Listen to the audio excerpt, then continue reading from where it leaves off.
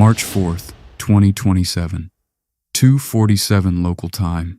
Deep inside the Zagros Mountains, western Iran, Brigadier General Farhad Kasravi of the Islamic Revolutionary Guard Corps stood in the reinforced command corridor of Facility Qusiyah, Black Mountain, and allowed himself a slow, satisfied smile. Around him, the mountain itself was his armor. 600 meters of solid limestone and compressed granite above his head. Walls of hardened steel-reinforced concrete 3 meters thick on every side. 17 interlocking blast doors, each weighing 14 tons, sealed shut behind him. His missile city, carved with a decade of labor into the bones of the earth, was entirely invisible from space, entirely unreachable by aircraft, entirely impenetrable by any known conventional weapon. When his intelligence officer had rushed in 40 minutes earlier with a report of low observable aircraft crossing the Iraqi border at altitude, Kasravi had set down his tea calmly and said 3 words that would haunt him for the rest of his life. "They cannot reach us." He lit a cigarette, exhaled slowly, and stared at the wall map showing 47 Shahab-3 ballistic missiles aimed in every direction from this single underground complex. Iran had spent 11 years and $8 billion building facilities like this one across the Zagros Range. They had studied the American playbook. They had buried everything deep. They had ringed every entrance with Tor-M, 1 air defense batteries, radar-guided 23mm cannons, and 900 IRGC Quds force operators, whose sole purpose was to repel any ground intrusion. In every military calculation, every NATO estimate, every Pentagon war game, the conclusion was always the same. A facility like Qusiyah could not be taken from the ground. Kasravi had read those assessments. He agreed with them. What he didn't know, what not one of his 900 defenders could have imagined, was that 40 minutes earlier, 72 Rangers of the 1st Battalion, 75th Ranger Regiment, had already been breathing the night air of the Zagros Mountains. They weren't flying toward the facility. They were already inside the mountain. Before we go any further, if content like this is what you live for, hit that subscribe button right now and ring that notification bell. Every week we break down the world's most intense military operations with the detail and drama they deserve. You don't want to miss a single one. To understand what happened inside Qusiyah that night, you first have to understand what Iran had actually built inside these mountains, and the scale of it will stop you cold. Iran's underground missile cities are not bunkers. They are not storage rooms hidden under hills. They are fully operational subterranean military installations that Western analysts have compared to underground cities. Iran began constructing them aggressively after 2012, burrowing into the Zagros and Alborz mountain ranges across the western and northern provinces. By 2026, according to analysis published by the Wall Street Journal and independent military research organizations, Iran had scattered dozens of these complexes throughout the country, with tunnel networks running as deep as 500 meters below the surface. A single facility like Qusiyah could hold up to 50 ballistic missiles on wheeled rail launchers inside tunnel caverns 80 meters high. Blast-hardened launch doors hidden in the mountainside could open in under 90 seconds. The entire complex was powered by independent diesel generators, backed by geothermal heat exchange systems designed to survive a nuclear near-miss. American GBU-57 massive ordnance penetrators, the most powerful bunker-busting bombs ever built, could punch through roughly 60 meters of reinforced earth before detonating. Qusiyah's command center sat at 280 meters depth. No bomb could touch it. That part, Kasravi had right. But he had made one catastrophic assumption. He assumed the Americans would come from the sky. Captain Marcus Webb of 1st Battalion, 75th Ranger Regiment, was a 31-year-old from Knoxville, Tennessee, who had completed Ranger School, the Army Mountain Warfare School at Camp Ethan Allen in Vermont, and 2 combat rotations in Syria before anyone put his name on a mission package that even remotely looked like this one. When his battalion commander first briefed him on Operation Iron Ridgeline in a sealed room at an undisclosed forward operating base in late January 2027, Webb sat in silence for nearly 10 seconds before speaking. "Sir," he finally said, You want us to go inside the mountain? That's exactly what I want, the colonel said. On foot. On foot. Webb had studied the facility intelligence for 3 weeks before the mission date. American National Technical Means, surveillance satellites, ground-penetrating synthetic aperture radar, and what military sources described as experimental muon tomography scanning that could map underground structures through hundreds of meters of solid rock, had identified something that Kasravi's engineers had never anticipated. A legacy seismic monitoring shaft, bored during Iranian geological surveys in the 1990s, ran from a ridgeline 2.3 kilometers northeast of the facility's main entrance to within 40 meters of its secondary power junction. It was too narrow for a conventional assault force. It was too deep for demolition from the surface. It was exactly wide enough for a Ranger carrying a minimum combat load to descend in single file. Webb's team called it the Needle. Hey, drop a comment right now and let me know where in the world you're watching this from. We have viewers from 80 countries watching these videos, and it genuinely blows my mind every time I look at those numbers. The infiltration plan was a layered nightmare of precision timing that required everything to go right simultaneously and gave them no margin for a single thing going wrong. At 100 hours on March 4th, 2027, 2 flights of F/A-18F Super Hornets from the USS Theodore Roosevelt in the Persian Gulf conducted a standard patrol route along the Iraqi border, exactly the kind of routine electronic emissions that Iranian air defense radar operators had been tracking for weeks and had learned to dismiss.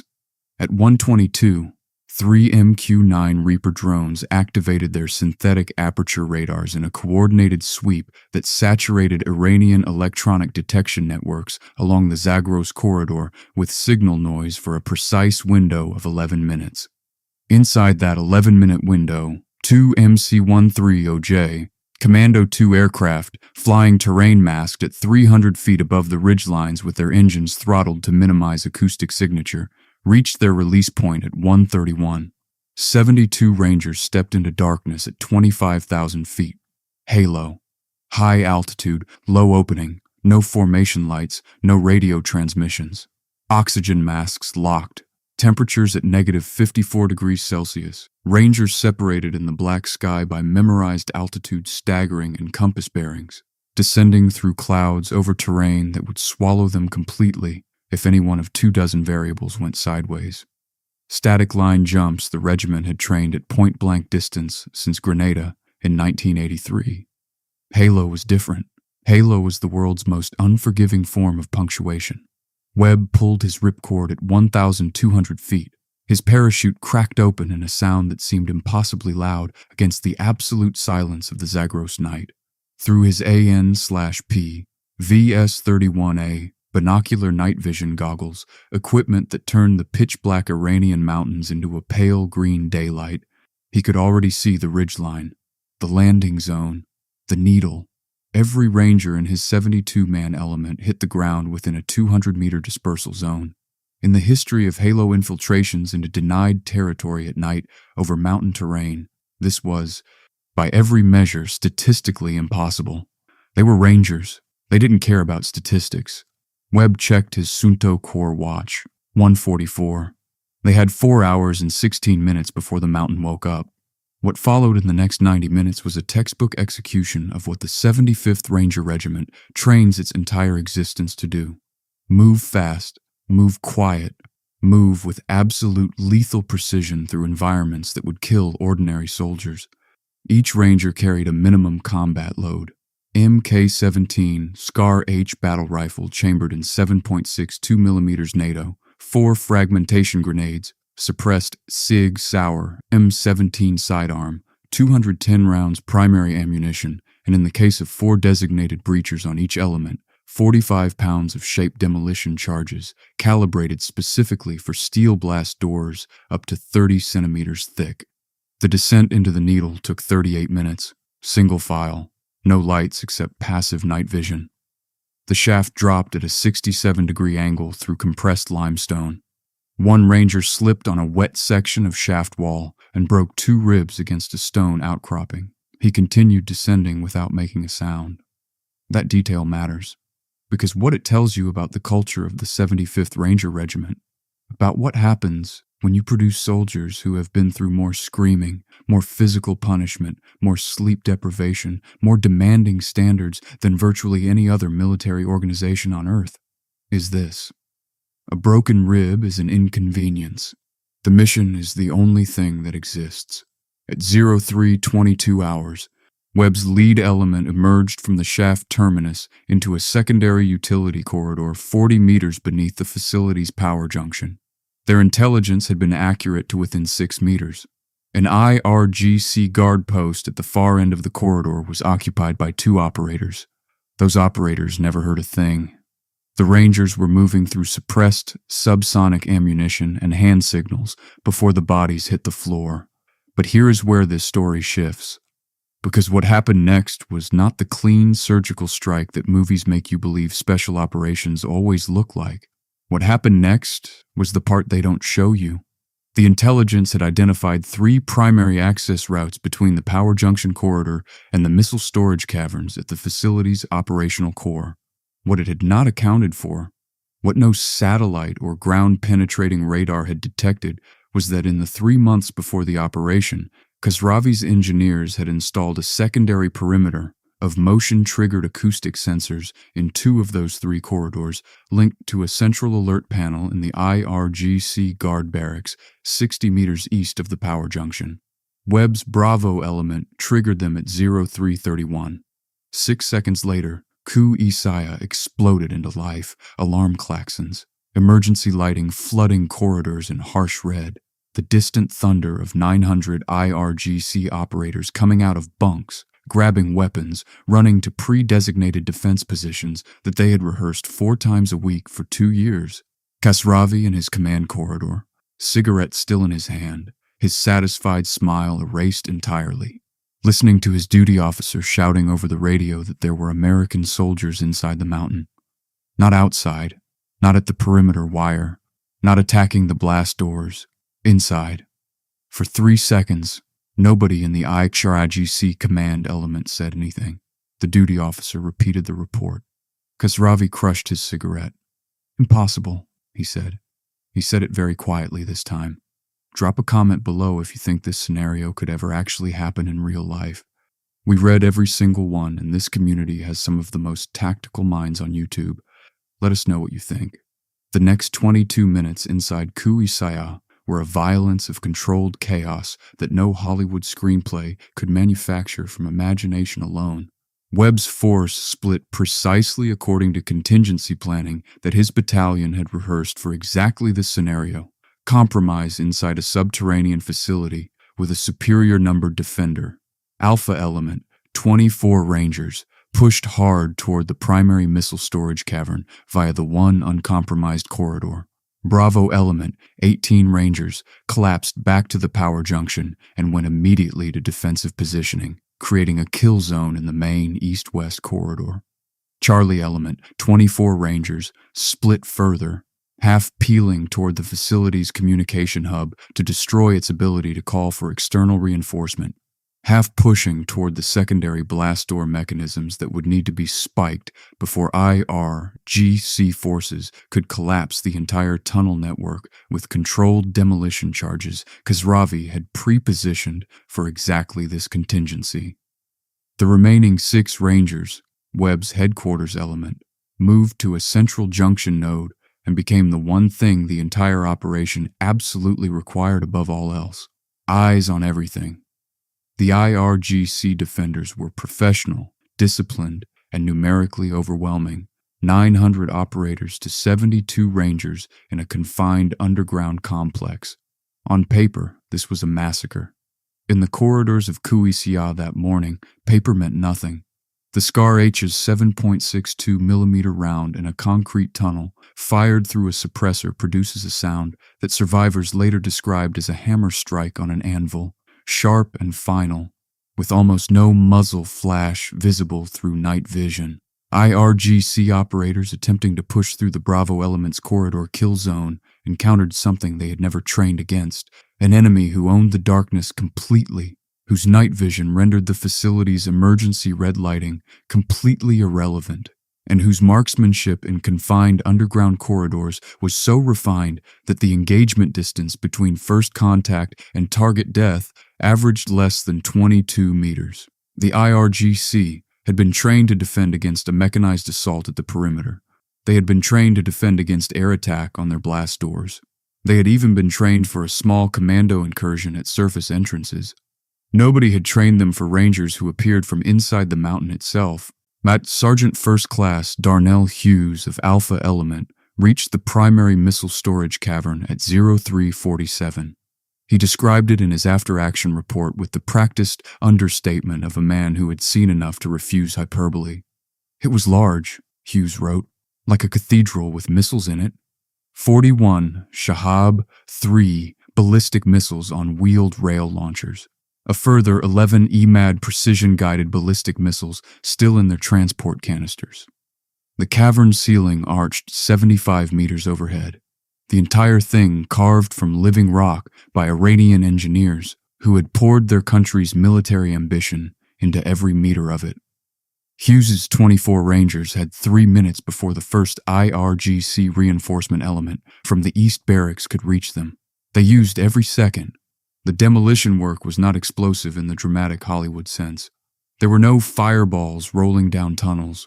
What Sergeant First Class Elena Kowalski, one of 4 demolition specialists on Alpha Element and a product of 8 years in the 75th, followed by the Combat Applications course, had designed was a series of shaped thermite charges specifically engineered for inert missile fuel systems and guidance computer arrays.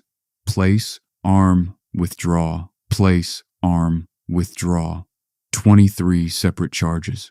6 minutes of work for a team that had rehearsed this sequence 40 times in a mock facility at a classified location that this script will not describe. The first charges detonated at 4:08. In the missile cavern, guidance systems worth an estimated $340 million converted to slag in temperatures exceeding 2,500 degrees Celsius. Fuel oxidizer components and launch canisters cooked off in a series of secondary reactions that sent cascading shock waves through the storage cavern. Not a missile left standing. Simultaneously, Charlie Element's communication team had physically severed the facility's hardened fiber optic trunk line with a plasma cutter and destroyed the satellite uplink junction with 4 pounds of C4. Kuisia was blind, deaf, and on fire. And Kasravi in his 280-meter deep command center knew nothing except that his radio net had gone silent, and the sounds he was hearing from above were not sounds that military complexes are supposed to make. Tell me something. What time is it where you are right now? Drop it in the comments.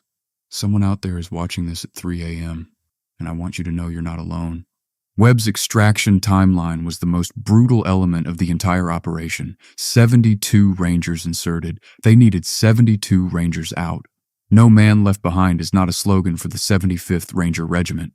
It is the operating system. With 900 IRGC operators now fully alerted and flooding every corridor, the path back to the needle shaft was closed within minutes of the cavern demolitions. Webb made the call that every Ranger commander is trained for and that every Ranger commander dreads in equal measure. They pushed outward. Not back in, not up the shaft.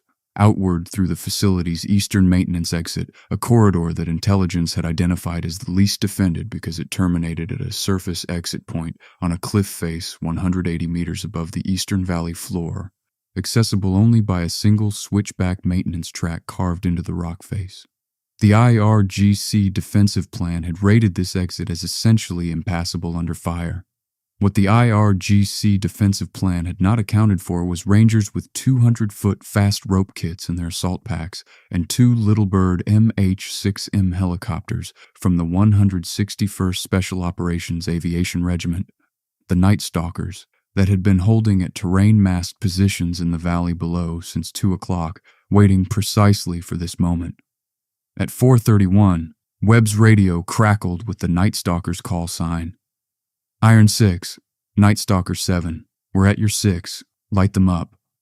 Webb fired a single infrared strobe visible only through night vision. The MH-6Ms rose from the valley floor like hunting animals. their rotors cutting the pre-dawn air in that distinctive sound that Night Stalker's pilots will tell you they can generate at will. Slow and quiet when silence is needed, a raging mechanical thunder when they want the enemy to hear them coming and freeze. They wanted the IRGC to freeze. At 4:39, the last Ranger descended the cliff face on fast rope and hit the ground running for the helicopter extraction point. The MH-6Ms were already spooling up for departure. The IRGC guard units attempting to reach the cliff face exit encountered a rearguard element of 6 Rangers covering the withdrawal, who had set 6 Claymore mines in the corridor behind them, wired to a single detonator.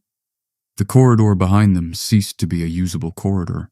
At 4:52, the last extraction helicopter cleared Iranian airspace. 72 Rangers had gone in. 72 Rangers came out. 4 carried wounds serious enough to require surgical treatment. 1, Sergeant Tyler Marsh of Bravo Element, had been hit twice by AK-74 fire and continued fighting for 19 minutes before his team physically forced him into a medical carry position. He was furious about it. He was also fine. In the hours after the operation, Iranian state media went silent on the subject of Ku-Isaiah entirely. When the first reports emerged through regional intelligence channels, they were not reports of a facility that had been attacked. They were reports of a facility that had simply ceased to function. No explanation, no acknowledgement, no statement from Kasravi's headquarters, because there was no statement that could be made. How do you explain to your government, to your military high command, to a nation that had spent 11 years and billions of dollars building the most hardened underground weapons complex in the Middle East? How do you explain that 72 men came through a geological survey shaft, walked through your mountain, and erased 11 years of work in 47 minutes of controlled violence? Kasravi's operations report, recovered in fragmentary form through intelligence channels and later reconstructed, contained a section on the American assault force that his interrogations of 2 captured Rangers had produced. It was a clinical document written by a professional soldier trying to make rational sense of something that defied his entire strategic framework. His conclusion, translated from Persian, read as follows: "These soldiers do not appear to have considered the possibility of failure. This is not overconfidence. It is something different. They had accounted for every failure condition in their planning and simply continued operating through each one. Our superiority in numbers meant nothing because they controlled every engagement distance. Our defensive preparations were built for a different kind of enemy. They are not a different kind of enemy. They are a different kind of soldier entirely." What Kasravi had confronted without fully understanding it was what happens when an army takes the most physically exceptional men in its ranks, strips them down to nothing in a training pipeline that has a documented failure rate of 60%, rebuilds them into something that functions differently at a neurological level under fire, and then gives them equipment and intelligence resources that dwarf anything a regional military power can produce. The 75th Ranger Regiment traces its lineage to the Second World War, to Darby's Rangers storming beaches in North Africa and scaling cliffs at Pointe du Hoc on D-Day. What emerged from those origins over 8 decades of refinement is the most direct action-capable light infantry force ever fielded. They don't take objectives. They erase them. They don't fight through resistance. They make resistance irrelevant by controlling the terms of every engagement before the first trigger is pulled. The Rangers who descended into Kukisia that morning had been through Ranger School's mountain phase at Dahlonega, Georgia. 9 days in the Appalachian Highlands with 4 hours of sleep and 1 meal per day, conducting tactical operations in terrain that breaks people for entertainment. They had trained at the Army Mountain Warfare School in Vermont for cold weather and high-altitude operations.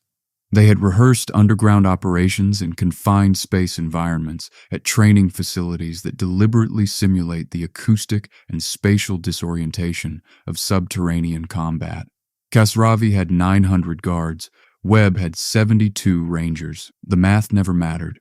The statistics of Operation Iron Ridgeline, as reconstructed from multiple fictional intelligence and military sources for the purposes of this scenario, were staggering in their efficiency. 47 minutes from first contact with IRGC forces to final Ranger withdrawal. 41 ballistic missiles destroyed beyond recovery, 11 precision munitions canisters rendered permanently inert, $340 million in precision guidance systems converted to scrap. The facility's communication infrastructure demolished with zero possibility of reconstruction in under 18 months. Estimated cost to Iran to replace what was destroyed inside Kuisaya, between $2 and $4 billion. Timeline to restore operational capability, 5 to 7 years minimum. Ranger casualties, 4 wounded in action, 0 killed in action. IRGC casualties inside the facility. Not this script story to tell, but Kasravi's report described the defenders of the western corridors as having experienced, quote, a level of lethality we were not structurally capable of responding to. In the fictional debrief conducted 6 days after Operation Iron Ridgeline at a classified location, Captain Webb sat across from a Defense Intelligence Agency analyst who asked him what the key variable had been. What was the one thing that made the mission survivable when every conventional calculation said it shouldn't have been? Webb thought for a moment. They built the facility to stop bombs, he said. They built the facility to stop aircraft. They built the facility to stop a conventional ground assault at the surface. They thought they had accounted for everything. He paused. They forgot to account for Rangers who were willing to go places that nobody sane would go. The analyst wrote that down. And the Iranian defenders? He asked. What did they get wrong, fundamentally? Webb looked at the ceiling for a moment. They knew we were coming, he said. They just didn't know that knowing we were coming doesn't actually help you. The whole point of the way we train, the whole point of the regiment, is that by the time you know we're there, we've already made every decision that matters. You're just reacting to choices we made 3 weeks ago. He stood up, collected his notes, and headed for the door. At the threshold, he stopped without turning around. They laughed when they first got the intel about a ground assault on a deep underground facility, he said. I heard they actually laughed, said it was fantasy, said no ground force could do it. He finally turned. People who have never been on the wrong end of what the 75th can do always laugh first. He walked out. The Zagros Mountains of western Iran stretch for 1,600 kilometers and rise to peaks exceeding 4,500 meters. They have protected Persian civilization from Western invasion for 3,000 years. They are, by every geological and military measure, among the most formidable natural defensive barriers on Earth. Iran spent a decade and billions of dollars turning their bones into the most hardened weapons infrastructure in the Middle East, burying its most dangerous capabilities 200, 300, 500 meters beneath solid limestone where no bomb ever built could reach them. They were right about the bombs. They built the perfect fortress against every threat they could imagine. The only threat they hadn't imagined was 72 men with night vision, ropes, and a geological survey shaft. They stopped laughing at 4:08 when the thermite charges went off and 11 years of work began burning at 2,500 degrees. By 4:52, when the last Black Hawk cleared the mountains, the laughter was over entirely. The Zagros had protected Iran from 3,000 years of enemies. It had never met the 75th Ranger Regiment. If this video got your blood pumping, smash that like button right now. It takes 1 second, and it genuinely helps this channel reach more people who love content like this. Subscribe if you aren't already, and drop a comment telling me what operation you want us to cover next. We have stories lined up that will make this one look like a warm-up. The comment section is open. I'll see you in the next one.